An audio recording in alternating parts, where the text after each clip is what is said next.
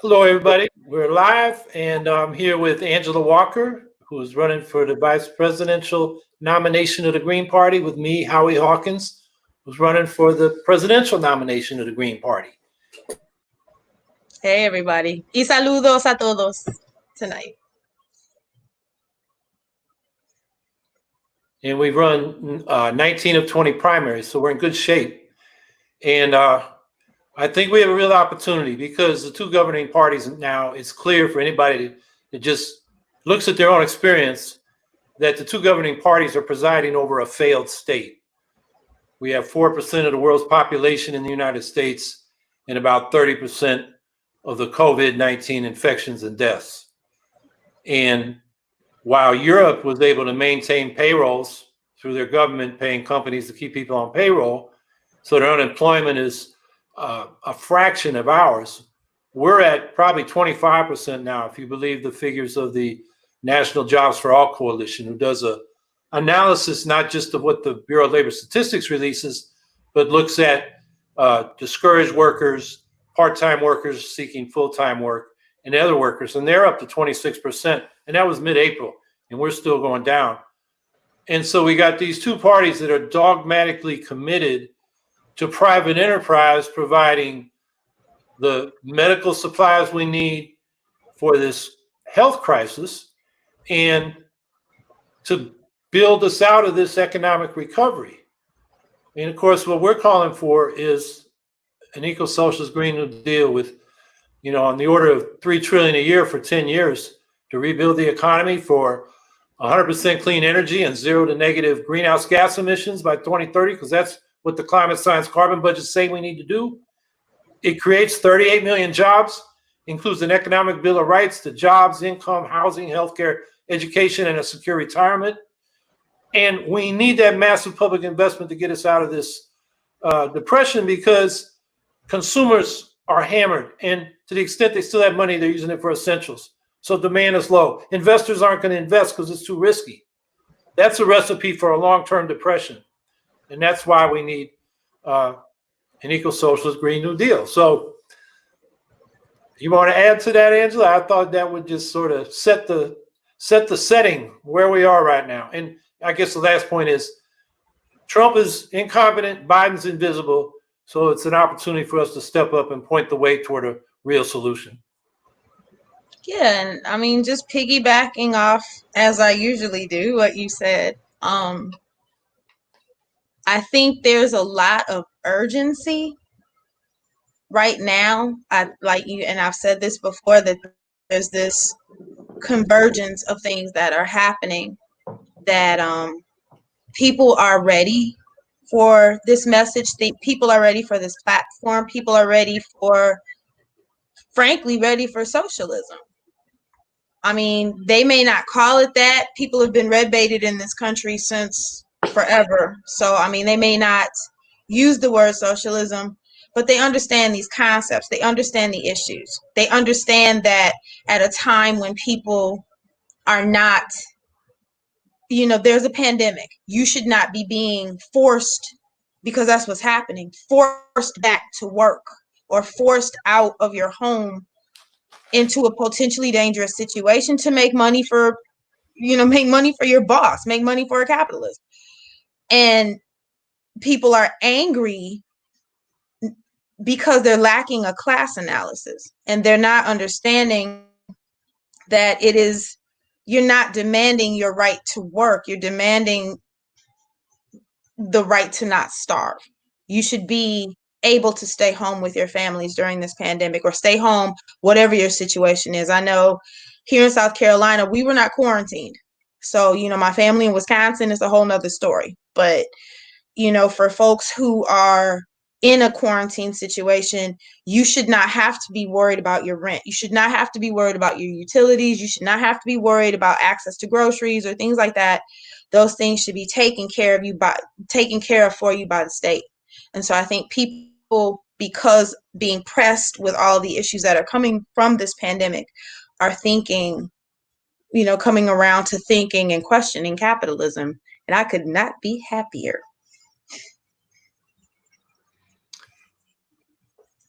So first question, what's the difference between the Democratic New Deal and the eco-socialist Green New Deal? Well, I think, the old New Deal was about taxing rich folks to fund social programs.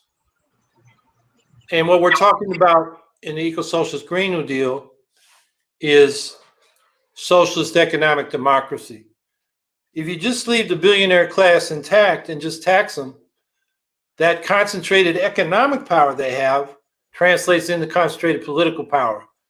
And they can resist and roll back the social programs we need. With a socialist economic democracy, the decision is in the hands of the people about what programs, what rights, what social supports we should have, what technologies we should use, what kind of products we should produce, what our priorities are, say military versus protecting the environment and meeting people's basic needs. Right now, under capitalism, even with the New Deal capitalism, those decisions are made by that billionaire class. One example, Eisenhower told Republicans that wanted to roll back the New Deal, they were stupid. There's a famous quote, I can't remember it exactly, but he understood, maybe because he came out of the military, that, you need to provide some things to people or they're going to, get upset. And he understood it then, but when it came to deciding our energy future, there was a commission that Truman administration put forward called the Paley Commission because they were afraid the country was going to run out of oil back then. And the Paley Commission recommended that the future should be solar. This is in the early Eisenhower administration in the, like 53, 54. And the administration said, no, it's going to be nuclear. And that was not a market decision. That was not a democratic decision. That was an elite decision by the political and military leaders of the country. And so I think that's the difference. It's democracy. That's what socialism is. It's a democratic economy. And you really can't have political democracy without economic democracy. Otherwise, you got a plutocracy, even if they give us some benefits. It wasn't, Frederick Engels and Karl Marx that got social insurance in Germany. It was Bismarck, who was a conservative imperialist. But he decided to give workers some unemployment insurance and some health insurance, basically to head off the socialist movement, which was demanding more. So you can't confuse social programs with socialism. And I think that's the difference between the New Deal and a Green New Deal, an eco-socialist Green New Deal.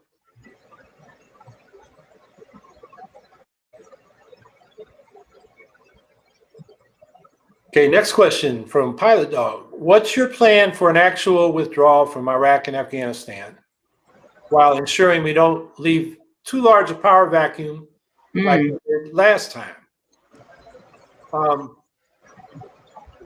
Well, I'll take the first crack at that. Afghanistan, before we intervened in 1978, before the Russians, that was Brzezinski and Carter. Afghanistan was tribal and conservative in the rural areas, but cosmopolitan in the urban areas. And we basically backed the Islamists against that government, and then the Russians came in, and we promoted, the very conservative rural areas. So I'm not sure what the vacuum is if we withdraw. That's their country. And same with Iraq. I mean, what vacuum are we leaving? Now, the other thing that makes me think of is when Trump just pulled the troops out of Rojava, basically telling Erdogan and Turkey to invade, which was Erdogan's plan. Now, we did leave a vacuum there, and we should never let that happen. Turkey's a NATO member, and NATO is supposed to be about defense, but here's an aggressive move across the border, and NATO let it happen, which tells me NATO has been a platform for us to intervene in Afghanistan, Iraq, Africa Command. It's a platform for imperialism. So I think we want a orderly withdrawal from our troops from around the world, from our foreign military bases, but we want to do it in a way that doesn't create vacuums. But in the case of Afghanistan and Iraq, I mean, we're going to fight the Taliban forever. we set up the sectarian fight between the Shia and the Sunni by requiring Iraqis to register as one or the other when we occupied the country. They hadn't done that before. They had mixed marriages, and it got very sectarian, and we ended up fomenting that, created a real problem. So I think we've created more problems than we've, solved by being there. I don't know. You want to add anything, Angela? No, there are certain matters that I defer to you on, and this is one of them. Okay. Oh, I'll take that one. Stephen Rouse, do you favor ending this lockdown? First, this did not originally come from me. I think a lot of the terminology around quarantine or quarantine measures that have been taken, the way that we are speaking about those things, I think has contributed to the way that people are thinking about it. Associating it with something that is depriving people of their freedom or their freedom of movement or things like that. And I think that those things are helping to detract from the fact that this is a very deadly virus. I have friends, I have family. This is not the flu. They are dealing with something that is very heavy. And from what we're understanding and information about this coronavirus is coming out brand new every day, because scientists are admitting that they have never seen anything like this before. So now we're discovering that people are not just shaking this off. Like, you're going to have lasting health effects from COVID-19 going forward, a whole lot of people. So I personally do not favor forcing people back to work, reopening places. And I understand, people are trying to do their best with social distancing and things like that. But, church services, restaurants, things like that, there's only so much of that you're going to be able to do, especially understanding that this disease is airborne. And there have been studies that have come out that have shown that, if there's a possibility, that it's being spread through air conditioning. And I know that sounds like quackery, but when you think about the fact that, you're recirculating air, it makes a lot of sense. And so I do not favor ending the quarantine. I do favor people having everything in place for them to be able to shelter in place. Our people who are houseless need shelter, need safe shelter, need safe accommodation. One of the things that has been lacking in the population of houseless people across the country is the simple ability to be able to wash their hands and have sanitary facilities open to them. All of these things need to be infrastructurally in place, and they are not. Which is when Howie is talking about a failed state, this is what we're talking about. All of these austerity measures that have taken away social services and made entitlements into a bad word. Well, those are the entitlements that would have helped so many people right now. Things that took care of their rent, that called a moratorium on foreclosures, called a moratorium on evictions, halted rents, things like that, so people are not being angry that they're having to shelter in place. And then also, services available so that people who are sheltering in place are safe while they're doing it, because we also understand the domestic incidents are rising right now. So there's a whole lot of things happening that had we had the infrastructure in place before the pandemic hit and we're able to implement those things like in other countries, we would not be seeing what we're seeing right now. So no, I do not favor ending this right now. It's too soon. There's not even a vaccine ready for this. Yeah, I would say we're opening up too soon, because to open up safely, we got to have testing, contact tracing, and isolating people infected and the people they contacted. We're nowhere near that. No. Workers don't have personal protective equipment.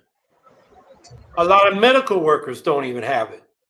So the push to reopen is basically and it's not just Trump now, it's Democratic as well as Republican governors. They want us to go out and die for the Dow or die for the companies that want to exploit our labor. So I'm for opening safely, and we don't have in place what we need to open safely. So I think that's the first thing. We got to do it. And also, the public health officials, if you listen to them, the Faucis, and you listen to your state and local people, they're saying, man, we're setting ourselves up for a big second wave. And you take out, the national curve is flattened and starting to go down a little bit, but you take out New York, New Jersey, the tri-state area, Detroit and New Orleans, and the rest of the country is shooting up. And, I'm afraid a lot of people are going to die for the Dow, actually. And that shouldn't happen. So, short answer is we shouldn't end the lockdown until we can reopen safely. And it's what I call the failed state. Trump certainly hasn't done it. Biden isn't pointing the way. And the so-called HEROES Act didn't provide the kind of supports Angela was talking about. The Payroll Protection Act that Sanders in the Senate and Jayapal in the House proposed is not in it. The $2,000 a month per adult and $500 per child so people can maintain while we're locked down is not in it. There's some good things in it, but it's not geared to what working people need to survive the lockdown and to get us to the point where we do have the testing, tracing, and isolating that we need to go back out safely.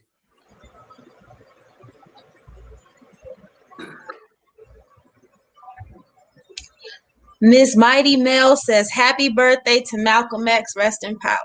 Absolutely. Yeah, I always remember Malcolm's, he had a speech called the Black Revolution. And he got to the Democrats and he was telling black folks, you put them first, they put you last. And he goes a little further and he says, and chances are you show me a Democrat and I'll show you a Dixiecrat. And that reminds me of Biden and his fight against busing in the 70s when he said he didn't want his children in a racial jungle in integrated schools. And that reinforces what Malcolm was.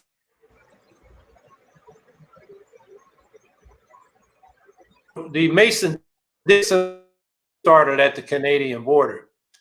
So, we still have that problem of racism. It hasn't been addressed. So people should go back and read Malcolm's speeches. I mean, this guy was so incisive and clear. And even though he was speaking to black people, as an activist, I could identify, relate to the analysis, and apply it to everybody who's fighting injustice and oppression. So happy birthday, Malcolm. And I think that, in his eulogy, in eulogizing Malcolm, O.C. Davis referred to him as our Black shining prince.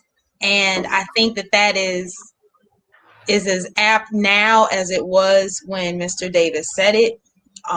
When you're thinking about particularly around Black self-development, Black self-determination, the need to know who we are and to understand what our history in this country is, that our history did not start with the period of enslavement. That is not who we are. That is not what we come from. It was something that was done to us. And that we have a lineage as Black people that descends from, magnificence. And so I think one of the things that makes him just this huge, larger than life figure for me is his emphasis on knowing yourself and holding yourself accountable. Also, understand what you're dealing with here. This system was not intended to benefit you. It is never going to benefit you. You cannot make it benefit you. It has to be what is infecting the soul of this country, which is for white people, Black people, and everyone who lives here. Understand that this is a country built on genocide. It is built on enslavement. It is built on misogyny. And in order to fix these things, we have to be honest about who we are, pull that stuff up by the root and burn it. And I will always be grateful for Malcolm's life and Malcolm's work and Malcolm's legacy. And he was a Taurus, a fellow earth sign. So there's also that. So.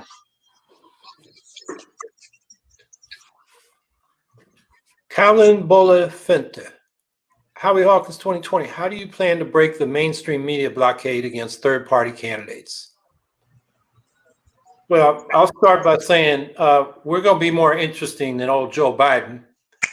And we're going to take on Trump stronger than old Joe Biden. So we have a story that if the media wants to sell newspapers and eyes on their screens, we got a campaign that's worth covering. And that's what we're going to try to sell to them. We're also going to be unavoidable because we're going for all 51 ballots. And given the vacuum, the political vacuum that these two governing parties over the failed state have left, a lot of people are going to look to us, and we're going to fight to get in the polls, and we're going to get recognized. And then they're going to say, you're the margin of difference. You're spoiling the election. And we're going to say, no, the Democrats are spoiling the election because we've been telling them since the later campaign in 2000, get rid of the Electoral College and go to a ranked choice national popular vote for president. Then you don't have to worry about the spoiler problem. And you don't have to worry about the Electoral College putting losers like Donald Trump in office. So we got plenty to say.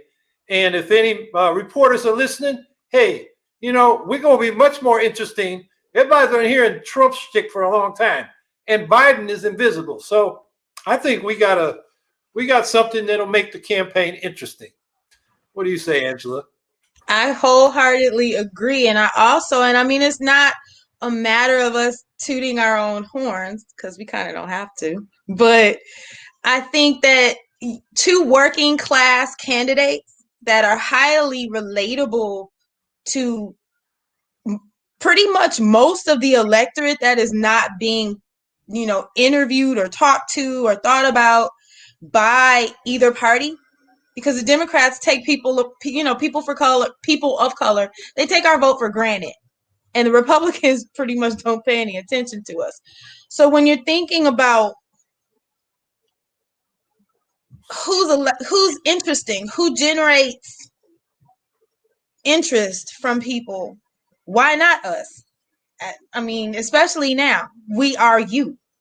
My daughter is a CNA. I've got grandchildren that are home and have been in quarantine for almost 3 months. I've got, we know what it is to have to live check to check. We know what it is to have to work for a living. We know what it is to need things. We know what it is to not have access to medical care when we need it. And so I think we, like Howie said, we have a whole lot to say to anybody that wants to hear it.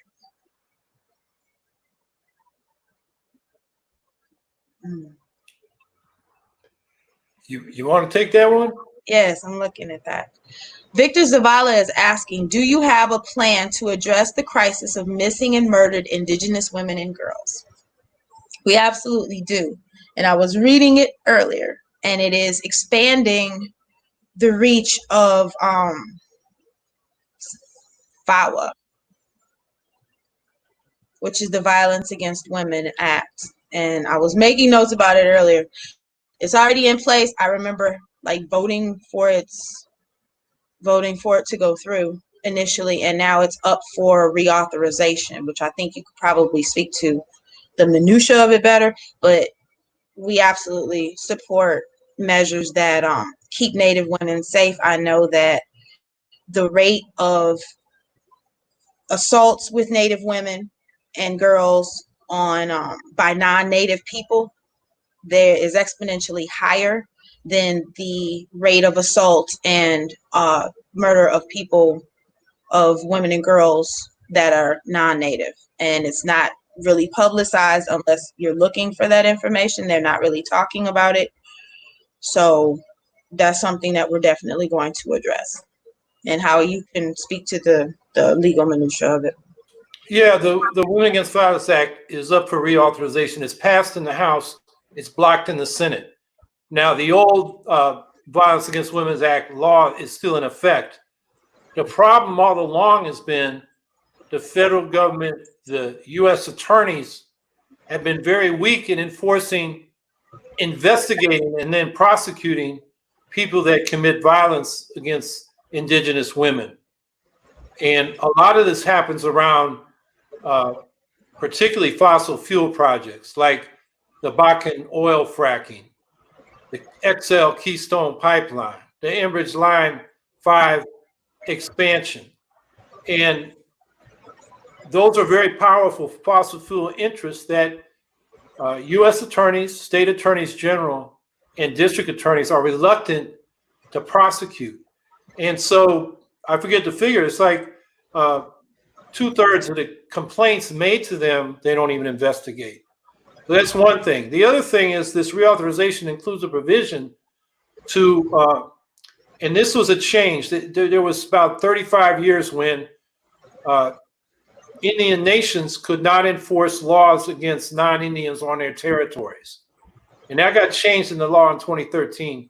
It was a court decision in 78. It got changed back in 2013.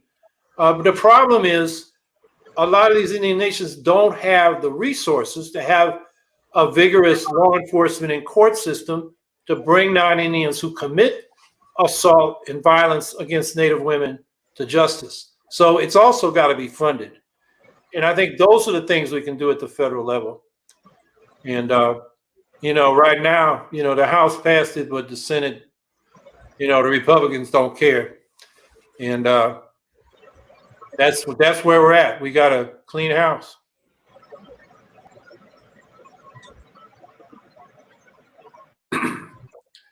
Candace Elisa Abdul Kader, or Carter.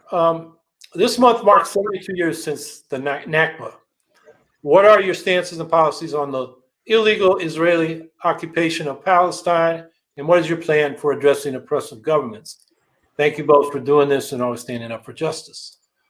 Well, thank you for acknowledging that. I put out a statement on the Nakba, and that was last Friday, May 15th, and it was condemning Netanyahu's plan, backed by the Trump administration, and Pompeo was there on Wednesday before Netanyahu was sworn in again as prime minister. The plan to annex the Israeli settlements on the West Bank to the state of Israel is against international law. International law backs a two-state solution, but Israel, which already had 78% of the Palestine mandate that Britain had, for the state of Israel. That was from 48 and has expanded since then. I mean, it's getting to the point where a two-state solution, there'll be nothing left for the Palestinians, or such little amounts as like Bantustans were supposed to be in South Africa. And that's why people call it apartheid. And you got Jewish-only roads with checkpoints. It's an apartheid state. So what our policy should be is, first of all, U.S. should not support the annexation of those settlements. We should not give military and economic aid to Israel with no strings attached, unconditionally, which we've been doing. And it's just yesterday, Biden's national security advisor said there's no distance. They're not going to publicly criticize these annexations. There's going to be no public distance between Israel and a Biden administration, which really means there's no public distance between Biden and Trump. Now, what we're saying is the U.S. should have a neutral stance to help the Palestinians and Israelis negotiate a political solution. And we should have boycott, divestment sanctions, BDS, to put pressure on Israel, like sanctions against South Africa, put pressure on that apartheid state back in the 80s. And I know that the National BDS Palestinian Committee says the thing they want now is withdrawal of military aid from Israel. That's the next step. And I believe rather than, doing total BDS in one shot, we can do an escalating, increasing pressure on Israel to negotiate in good faith, respect Palestinian rights, and come to a political solution. Right now, those right-wing governments in Israel have no incentive because they have the total backing of the U.S. and U.S. allies in the Arab world, like Saudi Arabia, who decided, they'd rather do business with a right-winger like Netanyahu, who's a right-winger like they are, than get justice for the Palestinians.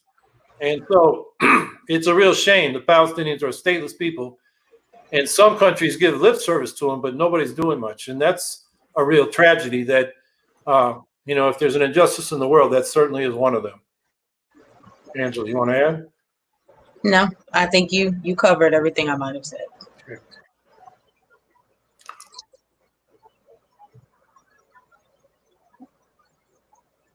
Okay, it's addressed to me. Well, at Howie Hawkins. And that's a Twitter thing. I don't even quite get what that means. But this is from Colin. How will you improve mental health services in the U.S.?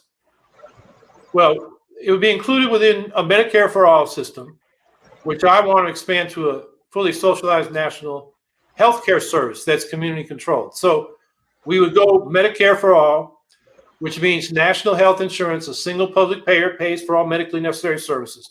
We can do that the first year. We extended Medicaid to seniors in 1 year. We can extend it to everybody in 1 year. We got computers now, not index cards and graph paper. I mean, it's a lot easier. And they make it out like it's hard. They can do it. And then over the next 10 years, we want to make, instead of having a privately delivered healthcare system, including mental health, where providers are competing with each other and trying to maximize their income, which means they have the incentive to run people through, give them unnecessary tests and services. In this city where I live, we got too many MRIs where hospitals are competing for customers. And here on the South Side, which is a working class, mostly Black community, there are no doctors and no clinics. Nearest clinic, community health center for Medicaid patients, is 2 mile walk away.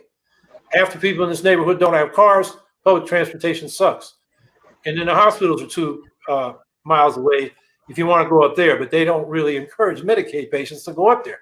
This is a big problem. So with a fully socialized system, the hospitals and clinics will be publicly owned. The doctors and nurses, the other healthcare providers will be salaried public employees. So their incentive is to provide good healthcare, not run people through. And even if doctors and nurses don't want to do that, the organizations that are part of these big hospitals want them to maximize income.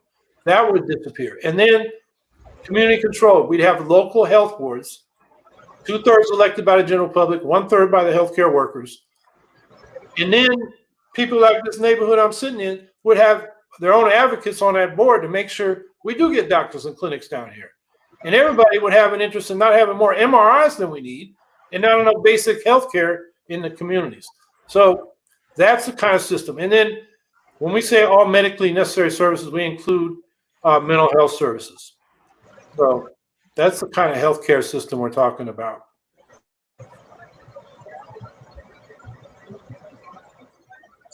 Tilly Parks is saying, hey, Howie and Angela. Hey, Tilly.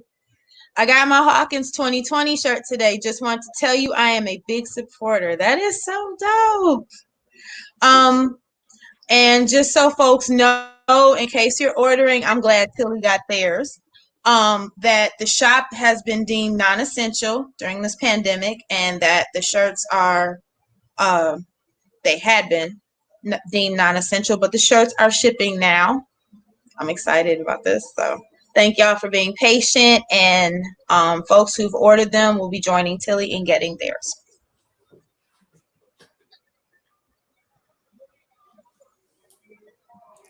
We just had this discussion. You want me to read it, Howie? Yeah, go ahead. That's really fresh. Brandon Henriquez is asking, what do you think of people attempting to start their own left parties? Movement for People's Party, Essential Workers Party, etc. Should there be unity with the Green Party with these smaller orgs and projects? My answer, absolutely. One of the things that this campaign is running on is left unity, and building a left in this country that actually has an infrastructure all the way across the board. We understand that everybody does not move the same way. Everyone's ideologies are not necessarily the same, but there are so many places where, you know, these smaller orgs, we intersect as far as what we believe, what we stand for, what we want this future in this country to look like, what we want for people and for the planet. So we find the places where we intersect and build off of that, because one of the things that's going to happen, there's not going to, as this thing with COVID continues, people are still going to need help. And you can't look to the two mainstream parties to provide that help. They have no interest in doing it. They're showing us that now. And so when we're talking about mutual aid efforts, which I am a giant fan of, and is what we do, continuing mutual aid efforts and continuing to organize folks around things that matter to them, get them to know us, building relationships with people. Those are things that are going to be ongoing. So absolutely looking forward as the Green Party to working with other organizations and building left unity. Howie? Yeah, we want to have unity around this campaign of the non-sectarian left, a united front.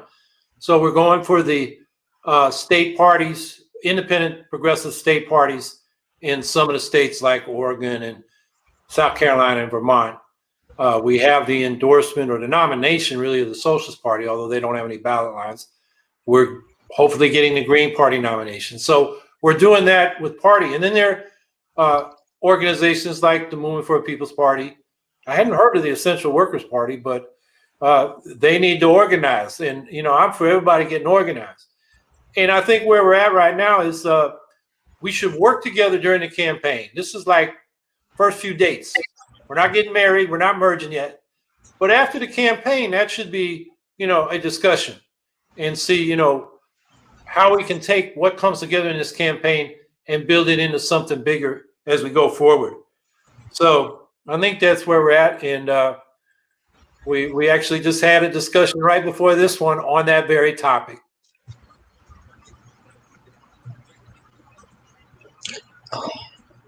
You want to take it? You want me to read it? I'll take it.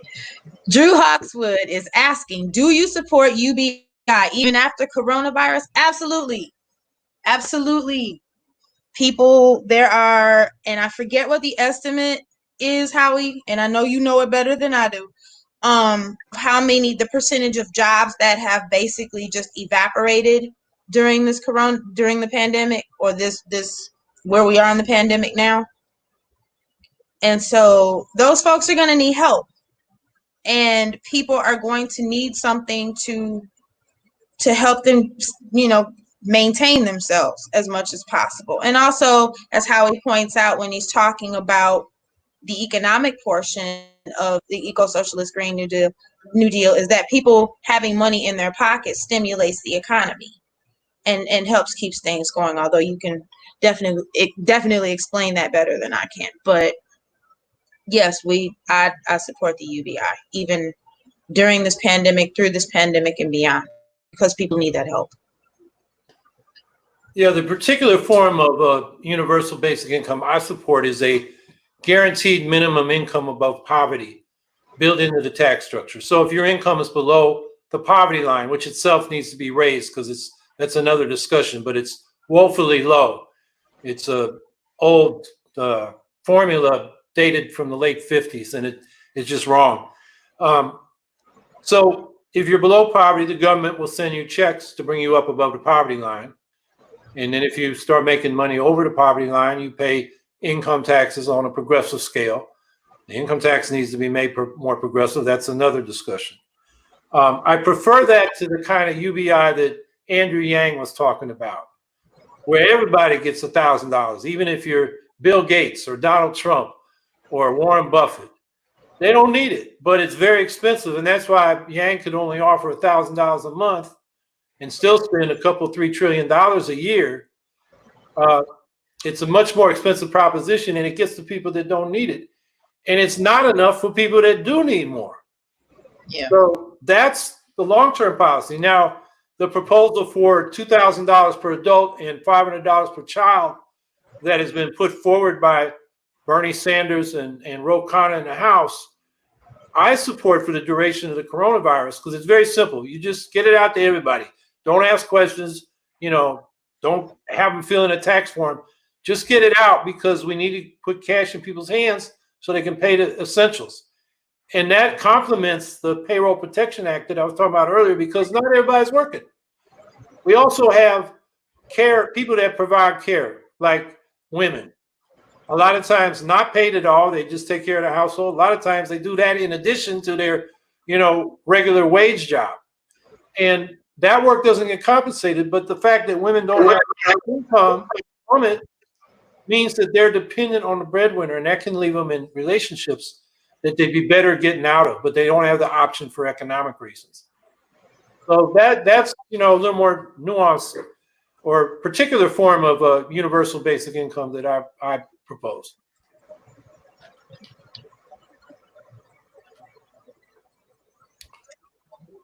Why don't you read that one? I'm gonna put these earphones in because I'm hearing feedback. I got you. Casey Dubin is asking, what's going on with petitioning to get on state ballots? How exactly does it work, especially with coronavirus going on?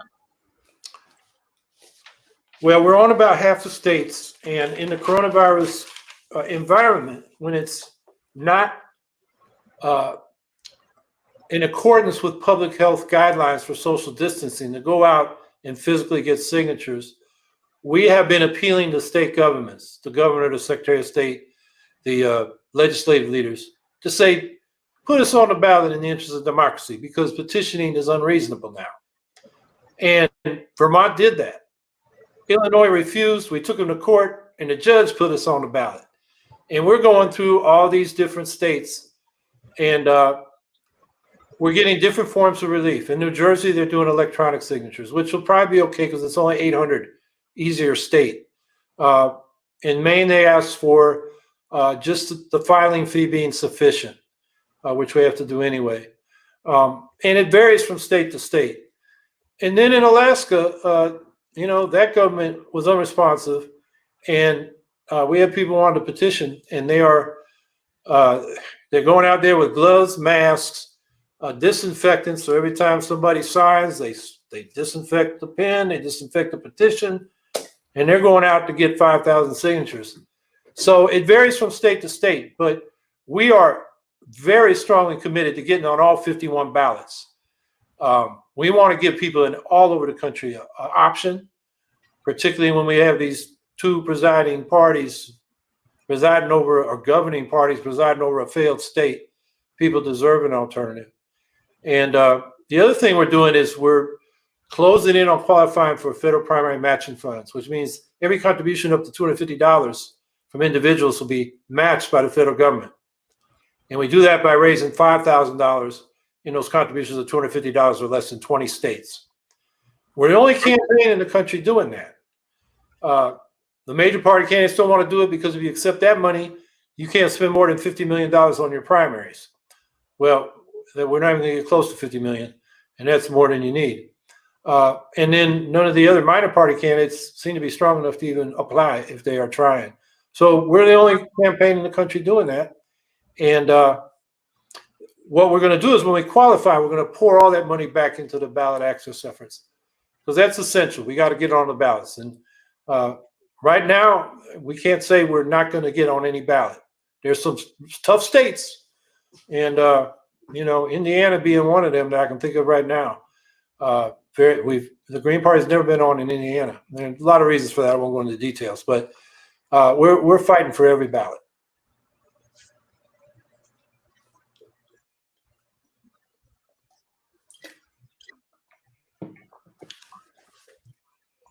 Orion Ellis said, do you have a plan to help the children, refugees that are in the middle of civil war? Yeah, I would just say immediately, the UN Commission on UNHCR, whatever the UN agency is to deal with refugees, needs more money. We got millions of refugees coming out of Syria. We got Rohingya refugees right now facing a coronavirus problem. They're very tightly packed in the refugee camps with a typhoon coming in on them. I mean, they're in deep trouble, and there's not enough money. So the U.S., even though it provides a major portion of that funding, can provide more because we're a rich country. So I think that's the first thing. We have more refugees now than at any time since World War II. And given climate change, they're going to be a lot more. So we need a policy of helping people relocate. And we should be pressing diplomatically for Europe to take more refugees and set an example ourselves. Trump just closed the borders to refugees. It's the most callous thing. It's like Roosevelt turning away those ships of Jews trying to escape the Holocaust in Europe. This is just a moral crisis. It's a shame on this country, and none of the candidates are talking about it. I'm glad you brought that issue up because it's a huge issue now, and it's going to just get worse. Given the climate change that's baked in, a lot of people are going to be moved off of areas, and their lands are going to be flooded, like Bangladesh. But a lot of delta areas going underwater, and it's millions of people right there. The Mekong Delta, all around the world, there are places like that, and we better find a way to enable migrants to move to safer ground and be accepted and resettled with, provide them the supports they need to resettle. The alternative to that is just watching people die, and it's obviously going to lead to conflict and wars, and that's not what we're about. We're about peace.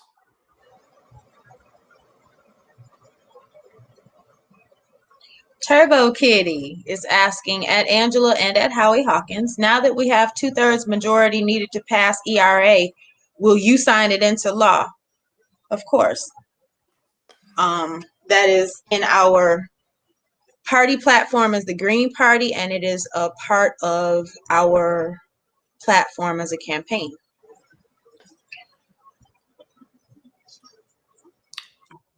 But I didn't realize we'd passed 2/3. I thought we were like 2 or 3 states short. I know we're getting close. Maybe there's news today I haven't seen. But the ERA needs to pass finally. It's taking long enough, and it's time for it.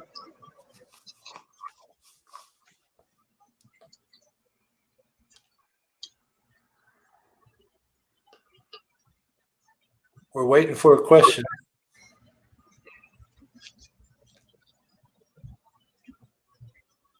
Okay, Howie Hawkins. It looks like I'm asking the question. No, it's Trent from Riverton, Utah. He's, I guess, asking me.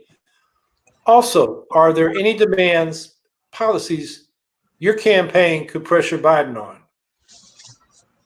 Yeah, I just mentioned the Israeli policy. I think all the things that made Bernie Sanders popular, Medicare for all, Green New Deal, Economic Bill of Rights, student medical debt relief, he's vulnerable, and we have leverage because Sanders got a lot of votes, and we're the only campaign real clear about we're for those things. And I think that gives us leverage on Biden. Of course, the thing you got to watch out is politicians make promises and they don't follow through. And so even if he does move our way, we should remain, insistent. And he got to earn those votes. If people believe him, okay, they believe him. If they're skeptical, we're still here where they can, a vote for the Greens for those issues, Medicare for all, Green New Deal, and so forth. It's real clear what we stand for. Not so clear that Biden isn't just giving us a line for the purposes of the election. But in my experience, I'm living in a congressional district where the only time a Democrat beat the Republicans since the Vietnam War, when a Democrat got in there for 2 years, and then you got to go back to the Civil War or something before there wasn't a Republican. The only time the Democrat won is when a Green was in the race. And of course, we were told we're splitting the vote. But what we did was change the dynamic. And the Democrat, instead of trying to talk like Republican light and get votes in the middle, had to deal with us in our positions. And they made them sound a lot better. And the last candidate to do that, a woman here named Ursula Rosum, she was polling 6% going into the election. She got 8%. Usually a third party candidate gets less than the polls say. And the Democrat won by about 8%, and the Republican who had beat him the time before looked like a right-wing nut that she was. But without the Greens in the race, the Democrat kind of looked like a right-wing nut too, and the Democratic base didn't come out for him. So we improve elections. We don't spoil them.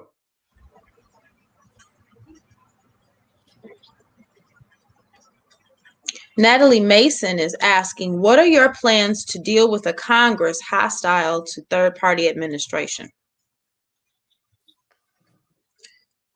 Well, if we get in there, we're going to have a mandate. And Congress better understand there's another election in 2 years. And if they don't get on board with that mandate, the people are going to, mandate that they leave.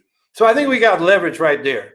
And the other thing we got to do is keep the people mobilized. If we get elected, there'll be a strong movement out there, and they got to stay active to give support and let their representatives in Congress know that, hey, there'll be consequences if you don't get on board with these Greens that we elected president and vice president. I was going to say diplomacy, but you said it way better than I did. Sure, we can be diplomatic, but we got to use our muscle too. Absolutely. Robert Austin, hey Robert, is asking who would be in your cabinet. That's the president right there. So. Oh, okay. Well, I got to consult with you. So we haven't had this discussion, but I would say when I went to Attorney General, I would consult with Ralph Nader. I don't think he would do it. He's, up there in years, and he's public citizen. That's where he really wants to be. He wants to criticize us if we're in office. But I think he'd have good recommendations. We had a Attorney General candidate here who's a prominent civil rights lawyer, environmental lawyer, public corruption lawyer, police brutality lawyer named Michael Sussman here in New York. And I know he is the kind of lawyer you want on your side. So that's Attorney General. Why don't you pick a department, Angela, and think about who you'd like to see in it? That's a really good question. While you think, I'll give you another one. Department of Education. I've run twice for governor with strong lieutenant governor candidates. One was Brian Jones, who's now getting a PhD in urban education. He was a school teacher in Harlem. He knows the issues of education, particularly urban education, inside out. He's been a voice for the movement against privatization of schools, unequal distribution of resources to schools, school segregation, and all that. The other was Gia Lee, who has been she's a public school teacher in New York City, but I might put her in the labor department because she's a great organizer.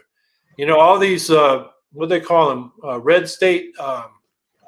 The teachers going on strike in Oklahoma and Kentucky and states like that.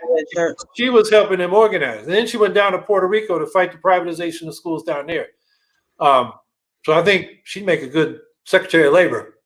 But anyway, you had anybody else come to mind, Angela? Everybody, I'm thinking of union people. I'm thinking of organizers that I've worked with, organizers that are now running nonprofits that I'm thinking of that have some credibility with me. So yeah, we'd have to confer on that.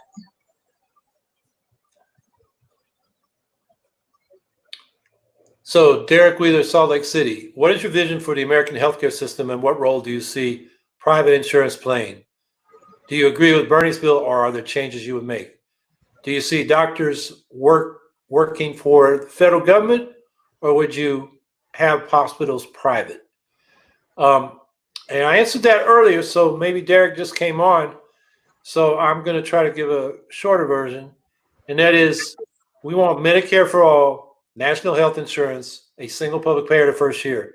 And then we want to build that out to a community-controlled national health service where the hospitals and clinics are public, the doctors and nurses and other healthcare workers are salaried public employees, and the whole system is governed from the bottom up by locally elected health boards that federate at the state and national level for coordination. And rather than elaborate in detail, because some people heard this earlier, on our website, howiehawkins.us, is under the Vision tab, is a detailed description of our healthcare plan. It's called Medicare for All as a community-controlled national health service. So that will give you more details.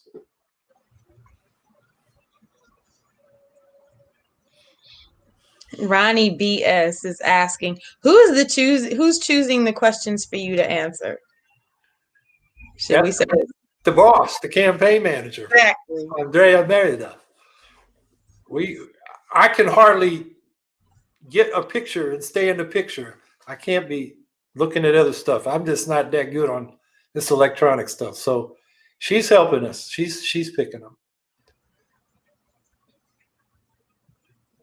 And I'll read it.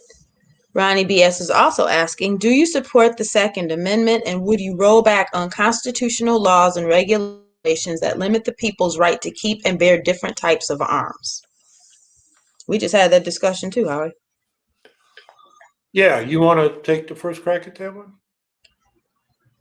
In a nutshell, we don't have a problem with the Second Amendment. The people have the right to keep and bear arms. We have a concern about people having assault weapons, military type assault weapons specifically. Sidearms that people have for home protection, things like that. I grew up with folks in a family that hunted. So there were deer rifles in the house all through my childhood. We knew not to bother them. So, I mean, those things, yes. But, when you're talking like military assault weapons, the types that you're saying, like with the mass shootings that are happening in the country, we don't think that people need to have access to those. And I think, Howie, you can elaborate on going into that. But yeah. Well, I mean, it said unconstitutional laws and regulations. Yeah, if they're unconstitutional, but I think the Heller framework, which says you have a right to your sidearms, shotguns, rifles, but the public also has a right to regulate in the interest of public safety. And so, the devil is in the details there, but I think we should close loopholes on background checks and transfer of weapons outside the commercial transaction, and reforms like that. And I agree. I'm a former Marine. Angela was in the Army. We know what she trained infantry. I had an M16. So they can create too much damage too fast in the wrong hands. They don't need them for self-defense or for hunting. So, those should remain in the military, not out on the streets. But the other weapons, the other firearms are fine. And so that's where we stand. You want to read that one? What are your thoughts on Tara Reade? Do you want to respond, or do you want me to go first? I believe survivors. That's my thought. I believe survivors. I think survivors need to be heard, the situations to be examined, and I wasn't there, so I'm not going to make a judgment, but it should be taken seriously.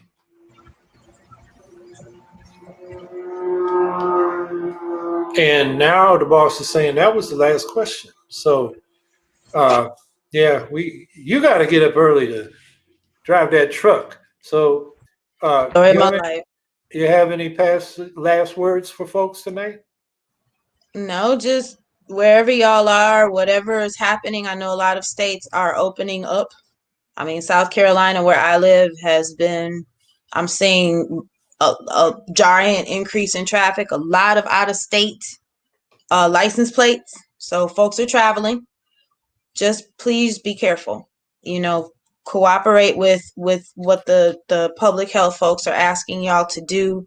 Continue your social distancing, continue face covering, hand covering, all of what you're doing to stay healthy and keep your families or, whomever healthy. Take care of yourselves. And I would say that to everybody, and particularly you, Angela, because, I got a sister down there in Orangeburg, South Carolina, who is now back at work having dealt with COVID.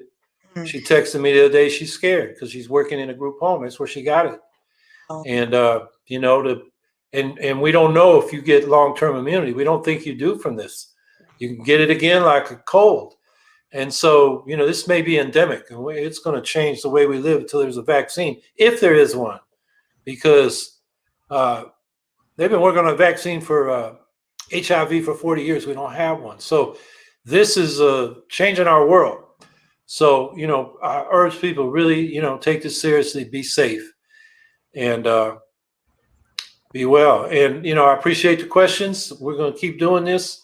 Apparently, a lot of people are watching, and we're here to answer questions. And The other thing I would say is if you want to find out more, get involved, go to our website at howiehawkins.us.